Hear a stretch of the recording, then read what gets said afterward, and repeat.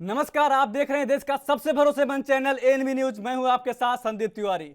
उत्तराखंड के मुख्यमंत्री पुष्कर सिंह धामी ने आज सुबह आंध्र प्रदेश के तिरुमाला पर्वत पर स्थित भगवान श्री तिरुपति बालाजी मंदिर में श्री वेंकटेश्वर प्रभु के दर्शन किए। इस दौरान सीएम पुष्कर सिंह धामी ने कहा कि मैं तिरुपति बालाजी के दर्शन हमेशा से करता आ रहा हूं। साथ ही कहा कि हमारा प्रदेश उत्तराखंड में समृद्धि हो, विकास हो और आगे जाए।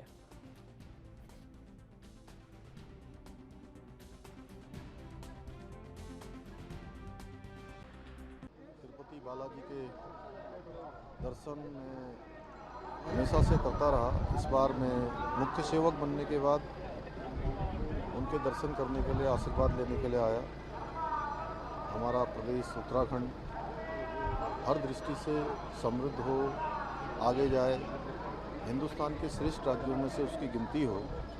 भगवान हम पर हर प्रकार से अपना आशीर्वाद बनाए रखें और जो हमारे देश के यशस्वी प्रधानमंत्री नरेंद्र मोदी जी के नेतृत्व में आज देश का और उत्तराखंड का विकास हो रहा है, वो लगातार आगे बढ़ता रहे और हम हिंदुस्तान के श्रेष्ठ राज्य बने। उसमें भगवान हमको शक्ति प्रदान करे, सभी को समृद्धि दे हमारे प्रदेश का। वहीं उत्तराखंड के देहरादून में प्रदेश कांग्रेस अध्यक्ष करण माहरा ने प्रेस कॉन्फ्रेंस कर राजस्थान के उदयपुर में हुए टेलर कन्हैया लाल की हत्या के चलते देश भर में खराब हुए माहौल का पूरा जिम्मेदार बीजेपी के पूर्व प्रवक्ता नूपुर शर्मा को ठहराया है। वहीं साथ ही कश्मीर से आतंकी गतिविधियों में पकड़े गए तालिब का बीजेपी कनेक्शन निकालने पर माहरा ने केंद्र की भाजपा सरकार पर भी निशाना साधा है।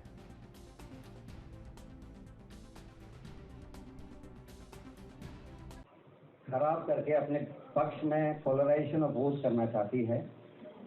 आपके माध्यम से जो हमारे देश का चौथा स्तंभ है, उसके माध्यम से मैं जनता तक इस बात को पहुंचाना चाहता था कि उदयपुर की घटना और हाल में नज़दीक में चुनाव होना और घटना घटित होने के बाद ये सामने आना कि वो मुस्लिम युवक भारतीय जनता पार्टी की एक शाखा का सदस्य है और उसके वहाँ के बीजेपी के बड़े नेताओं से नज़दीकी संबंध हैं।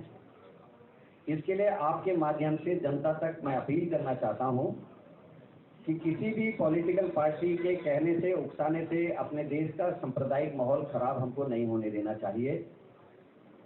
किसी के पॉलिटिकल फायदे के लिए हम आपस में झगड़ना बंद करें।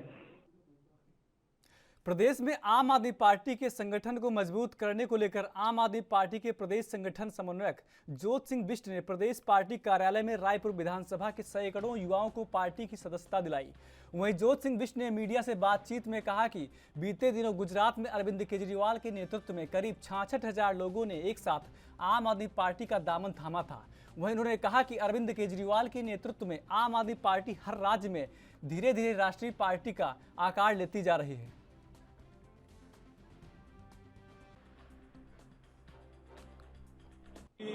राजनीतिक दल हो, नौजवान उसकी सबसे बड़ी ताकत होते हैं और आज रायपुर विधानसभा से लगभग 15 नौजवानों ने आम आदमी पार्टी की विचारधारा में, माननीय अरविंद केजरीवाल जी की विचारधारा में अपनी आस्था व्यक्त करते हुए पार्टी की विधिवत रूप से सदस्यता ग्रहण की।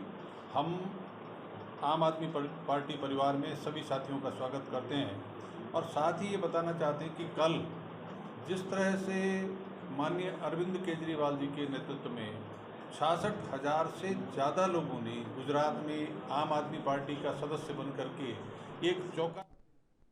उत्तराखंड के रुद्रपुर में पर्यावरण संरक्षण के लिए वृक्षारोपण कार्यक्रम का आयोजन होने जा रहा है। आपको बता दें कि बीजेपी विधायक अरविंद पांडे ने जानकारी देते हुए बताया कि प्रकृति के संरक्षण और संवर्धन के लिए 6 जुलाई से पूरे प्रदेश में वृक्षारोपण कार्यक्रम आयोजित किया जाएगा। यह कार्यक्रम 16 जुलाई हरेला पर्व के दिन तक चलाए जाएंगे। वहीं इस अवसर पर कार्यकारी जिला अध्यक्ष विवेक सक्सेना, विधायक शिव अरोरा, योगेश शर्मा समेत कई जनप्रतिनिधि मौजूद रहे। हरेला त्यौहार विधिवत संपन्न हो, प्रकृति के संरक्षण संवर्धन के लिए सभी जगह वृक्षारोपण हो। इस निमित्त उत्तराखंड प्रदेश की भारतीय जनता पार्टी ने, हमारे शीर्ष नेतृत्व ने मुझको इस कार्यक्रम का प्रदेश संयोजक बनाया है। मैं अपने संगठन का मैं साधुवाद करता हूं, मैं धन्यवाद देता हूं। और विश्वास दिलाता हूँ कि जिस कार्य के निमित्त, एक अच्छे कार्य के निमित्त मुझको यह जिम्मेदारी सौंपी है, मैं इसको बहुत ईमानदारी के साथ भारतीय जनता पार्टी के एक एक कार्यकर्ता को साथ लेकर प्रदेश के कोने कोने में प्रकृति के संरक्षण संवर्धन के लिए वृक्षारोपण कार्य किया जाएगा। और संभवतः 6 जुलाई से लेकर 16 जुलाई तक लगातार प्रदेश के कोने कोने में इस कार्य को किया जाएगा। कितना लक्ष्य रखा गया पेड़ लगाने का? भारतीय जनता पार्टी ने पहले तय किया कि प्रत्येक बूथ लेवल पे वृक्षारोपण किया जाए, तो मुझे ऐसा लगता है कि कम से कम कई लाख पौधे भारतीय जनता पार्टी प्रदेश के अंदर हरेला त्यौहार पर लगाएगी। उत्तराखंड के हरिद्वार में 14 जुलाई से कांवड़ मेले का आयोजन होने जा रहा है, जिसको लेकर जिला प्रशासन के द्वारा तमाम तैयारियां पहले से पूरी कर ली जाएंगी। वहीं आपको बता दें कि जिलाधिकारी विनय शंकर पांडे के द्वारा हरिद्वार के सभी विभागों के जिला अधिकारियों की अधिकारियों की बैठक ली जा रही है और सभी विभागों को कांवड़ मेला शुरू होने से पहले सभी कार्य पूर्ण करने के निर्देश दिए गए हैं। वहीं कांवड़ मेले के दौरान लगने वाली खाद्य वस्तुओं की अस्थायी दुकानों का रजिस्ट्रेशन करवाने अनिवार्य होंगे। खाद्य सुरक्षा अधिकारी राजेंद्र पाल ने बताया कि मेले के दौरान लोगों के द्वारा किसी भी खाद्य वस्तु की दुकान लगाने से पहले उन्हें ऑनलाइन रजिस्ट्रेशन कराना अनिवार्य है।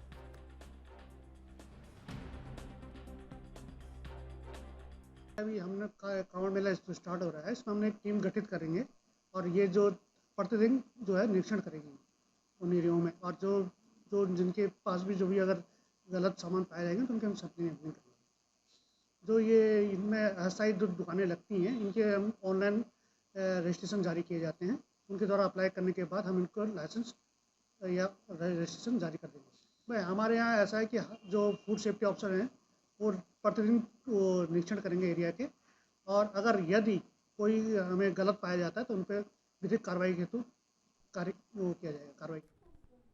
खबरें और भी हैं, रुकते हैं छोटे से ब्रेक के लिए, जल्द हाजिर होते हैं।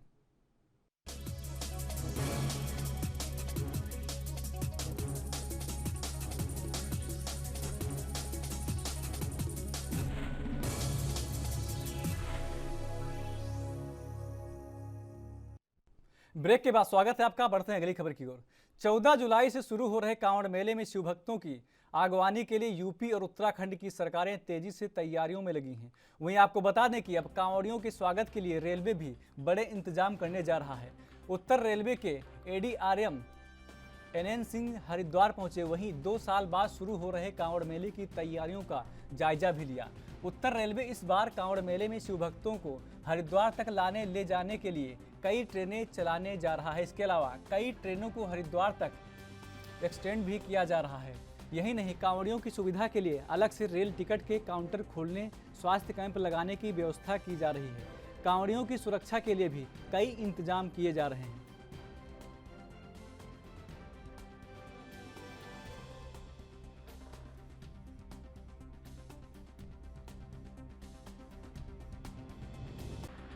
देखिए 2 साल जो कोरोना के चलते कांवड़ मेला पर प्रतिबंध था, उसके बाद ज़्यादा पैसेंजर आने की संभावना है। उसको ध्यान में रखते हुए हम लोगों ने राज्य सरकार के साथ कोऑर्डिनेशन मीटिंग 6 तारीख को रखा हुआ है, और DGP उत्तराखंड की एक चिट्ठी के आधार पे ये बताया गया है कि 3 करोड़ 90 लाख लोग पिछली बार 2019 में आए थे, उसमें 20 से 30% बढ़ोतरी की संभावना है। उसी को ध्यान में रख कर के रेलवे अपनी पूरी तैयारी कर रही है, और हम लोग स्पेशल ट्रेन भी ज़रूरत पड़ेगी तो चलाएंगे, और कुछ ट्रेनों का एक्सटेंशन करेंगे। जो दिल्ली और मेरठ साइड से आती है या सहारनपुर साइड से आती है उसको हरिद्वार तक एक्सटेंड करेंगे। और हम लोग किसी भी कंडीशन में यहाँ के यात्रियों को कोई परेशानी ना हो उसके लिए अलग से ट्रेन भी रखेंगे, और उसकी चलाने की पूरी तैयारियों की ज़रूरत होगी। ऊपर बैठ जाते हैं उसके लिए एहतियातन जो है सारे GRP और RPF को बता दिया गया है कि जो भी ट्रेनें हमारे सहारनपुर एंड से या गाज़ियाबाद एंड से मिलेंगी या मेरठ एंड से मिलेंगी, वहाँ पे RPF और GRP के लोगों को लगा करके उसको सबको नीचे उतार दिया जाएगा। और इसके लिए जागरूकता अभियान भी हम लोग चला रहे हैं ताकि लोग ट्रेनों के ऊपर न बैठें। प्लस जो हमारा टनल है, टनल के दोनों तरफ से फेंसिंग भी करवा रहे हैं हम लोग, ताकि कोई लोग टनल। तो अभी आपने देखा कि किस प्रकार से कांवड़ियों को सुविधा देने के लिए रेलवे भी आगे आ गया है। बढ़ते हैं अगली खबर की ओर। कांवड़ यात्रा को सफल बनाने को लेकर पुलिस प्रशासन तैयारियों में जुट गया है। कांवड़ यात्रा के दौरान कांवड़ियों को किसी भी तरह की कोई समस्या ना हो, इसलिए पुलिस प्रशासन किसी भी तरह की लापरवाही बरतना नहीं चाहते। कांवड़ यात्रा के दौरान हाईवे और शहर के मीट की दुकानें पूरी तरह से बंद रहेंगी। मैंगलोर नेशनल हाईवे पर बने सभी होटलों, ढाबा स्वामियों की कोतवाली प्रभारी राजीव रौथन ने बैठक आयोजित कर रेस्टोरेंट में काम करने वाले लोगों का सत्यापन कराने के निर्देश दिए हैं। कांवड़ यात्रा के दौरान सभी ढाबों पर केवल शाकाहारी भोजन ही परोसा जाएगा। होटलों के बाहर सभी खाद्य पदार्थों की रेट लिस्ट लगाना भी अनिवार्य है। वहीं प्रशासन ने ढाबों के बाहर सीसीटीवी कैमरा लगाने के निर्देश भी दिए हैं।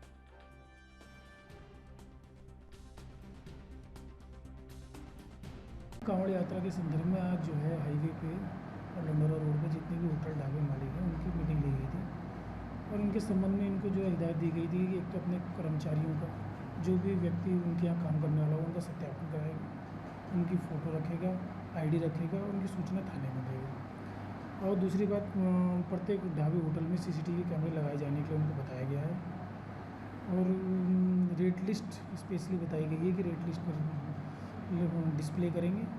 और जो है पेटीएम और वॉलेट जो भी रखते हैं उनको बताया गया था कि इस संबंध में जो है पेटीएम वॉलेट जो है उसी का ही होगा जो उसका संबंधित मालिक अथवा मैनेजर। और इस संबंध में इनके अतिरिक्त उनको और चीज़ें भी बताई गई कि जिस संबंध में उनको आवश्यक दिशा निर्देश दिए गए। इस दौरान कांवड़ यात्रा के दौरान जो मार्ग पर पड़ने वाली मांस मदिरा की दुकानें, वो मांस की और ये नॉनवेज बनाने वाली शॉप हैं, उनको बंद रखने।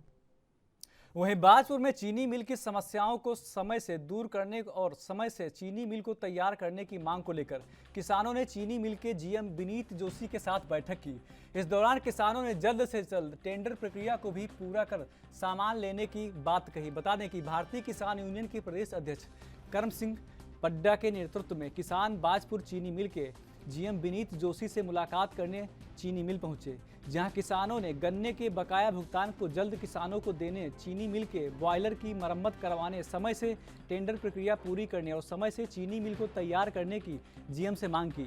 इस दौरान भारतीय किसान यूनियन के प्रदेश अध्यक्ष कर्म सिंह पड्डा ने कहा कि बीते पेराई सत्र में गन्ना पेराई के दौरान काफ़ी परेशानियां सामने आई थी, जिससे किसानों को भी समस्याओं का सामना करना पड़ा था। उन्होंने कहा कि समय से चीनी मिल का मरम्मत कार्य पूरा करा लेना बेहद जरूरी है।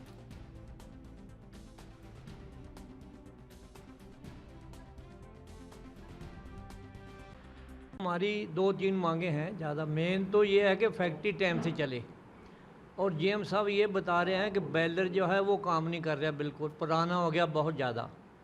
इसलिए आज हमें बड़ी अच्छी खुशी की बात है कि हमारे चीमा बैलर वाले यहाँ आए हुए मौजूद बैठे हुए हैं। उन्होंने जीएम साहब को सारी बात बता दी है कि बैलर कैसे लगेगा, मरम्मत क्या होगा, कैसे होगा। अगर बैलर ठीक हो तो फैक्ट्री ठीक चलेगी। पुराना बैलर हो गया वो स्टीम नहीं ठा रहा, इसलिए पिछले साल दुखी हो गए लोग। 3-3, 4-4 दिन यहाँ ट्राली खड़ी रही तो गन्ना तुला जाके। वो चीफ इंजीनियर जो पीछे जहाँ से चले गए हैं उन्होंने बिल्कुल फैक्ट्री का भट्ठा बैठा के चले गए हैं। अब हम जीएम साहब को ये नए आए जो इनको कह रहे हैं कि फैक्ट्री जो है ये अच्छी तरह चलाओ ताकि किसानों का गन्ना टाइम से निकल जाए और 15 अक्टूबर से पहले फैक्ट्री जो है वो चलनी चाहिए ताकि जो लोग बाहर गन्ना ले जाते हैं वो बाहर गन्ना ना जाए, हमारी फैक्ट्री ही गन्ना पे ले। बकाया के लिए भी जीएम साहब तो ये तो सरकार का काम है, जीएम साहब कहेंगे सरकार को। हम भी कह रहे हैं कि पेमेंट दो किसानों का, क्योंकि संज्ञान लिया जा रहा है और बार बार किसान बंधुओं के साथ बैठक भी की जा रही है। अंदर अच्छा काम चल रहा है। कोशिश ये हो रही है कि हम 15 अक्टूबर तक अपना कार्य समाप्त कर लें और ट्रायल भी कर लें जल्दी से जल्दी, जिससे कि जब भी हमको आदेश हो मिल चलाने का हम उस वक्त मिल चला दें। शासन से लगातार संपर्क बना हुआ है और जो भी ड्यूज अब बचे हुए हैं उनकी सूचना भी भेजी जा रही है और शासन से शीघ्र ही धनराशि मिलने की संभावना है। उत्तराखंड मंगलौर में प्रवेश द्वार पर बना रोडवेज बस स्टैंड अपनी बदहाली पर आंसू बहा रहा है।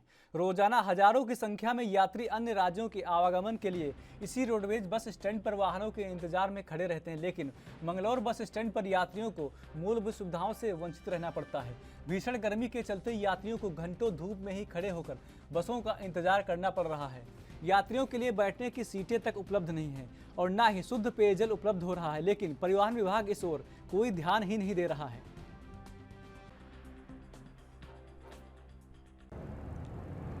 उत्तराखंड का प्रवेश द्वार होने के नाते मंगलौर बस स्टैंड की इम्पोर्टेंस बहुत बढ़ी हुई है और अगर बस स्टैंड को देखा जाए तो वहाँ यात्रियों के लिए कोई सुविधा नहीं है।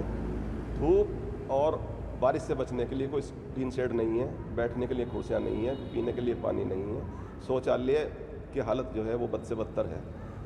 इस संबंध में मैंने नगर पालिका के ईओ से बात की थी और रोडवेज के ARM आलोक जी से भी बात की थी, लेकिन उनका रवैया काम करने का नहीं है, वो सिर्फ टरकाने वाली बात कर रहे हैं।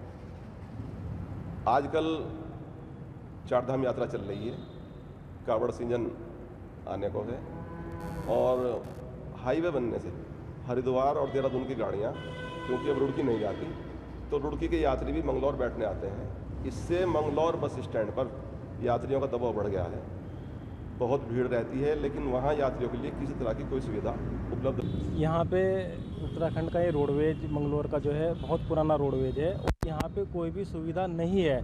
आप देख सकते हैं यहाँ की हालत, ना बैठने के लिए लेडीज़ के लिए कोई है, ना जेंट्स के लिए कोई है, कोई चेयर वगैरह आपको या कोई सीटिंग वगैरह जो आजकल जो सरकार कर रही है कुछ नहीं है। और पीछे की अगर तुम हालत देखो तो पेड़ उग रहे हैं, कोई साफ़ सफाई की व्यवस्था यहाँ नहीं है, कोई पीने के पानी की कोई। उच्च अधिकारियों को हमने डिमांड भेज दी है और क्योंकि ये पीछे जो कोरोना काल में ये यहाँ से जो है डैमेज कर दिया था यहाँ का फर्नीचर और उसकी डिमांड भेज दी गई है और GM साहब ने जो आश्वस्त किया कि जल्दी यहाँ से भेज दिया जाएगा। ऋषिकेश के गुमानी वाला क्षेत्र में लाल पानी बीट में वन विभाग के 10 हेक्टेयर भूमि में बने कूड़ा निस्तारण प्लांट का विरोध फिर से शुरू हो गया है। वहीं आपको बता दें कि आज सैकड़ों ग्रामीण इकट्ठा होकर नगर निगम पर पहुंच गए, जहां जाकर लोगों ने नगर निगम के खिलाफ जमकर नारेबाजी करते हुए प्रदर्शन किया। वहीं लोगों ने कूड़ा घर से दूर हटाओ के नारे भी जमकर लगाए। वहीं इस दौरान ग्रामीणों को शांत कराने के लिए पहुंची मेयर अनीता ममगाई को भी ग्रामीणों के विरोध का सामना करना पड़ा। समझाने के बावजूद जब ग्रामीण शांत नहीं हुए तो मेयर ज्ञापन लेने के बाद मौके से चली गई। यहाँ पे हम ट्रेचिंग ग्राउंड के विरोध में आए हैं, पूरी जनता आई है। यहाँ पे हम ये चाहते हैं कि हमारे ग्राम सभा में ट्रेचिंग ग्राउंड नहीं बनेगा, बिल्कुल नहीं बनेगा, मतलब बनेगा ही नहीं वहाँ पे ट्रेचिंग ग्राउंड। जिस तरह से गुटबाजी देखने को मिल रही है उसके लिए क्या कहेंगे? गुटबाजी का ये है कि यहाँ पे कोई राजनीतिक मुद्दा नहीं है, यहाँ पे सबकी प्रॉब्लम है, किसी एक की प्रॉब्लम तो है नहीं, ना किसी एक प्रतिनिधि की है ना किसी के, सारी जनता की प्रॉब्लम है। सारी जनता यही चाहती है कि सबसे पहले बहुत बड़ी चूक यहाँ पर आबादी वालों की, इन्होंने आबादी नहीं दर्शाई यहाँ पर, जो कि बहुत बड़ी चूक है विभाग की, शासन प्रशासन की बहुत बड़ी चूक है, आबादी दर्शाई नहीं। इन्होंने पूरे उत्तराखंड के इस खास पेशकश में इतना ही। बाकी तमाम खबरों के लिए देखते रहिए ANB न्यूज। नमस्कार।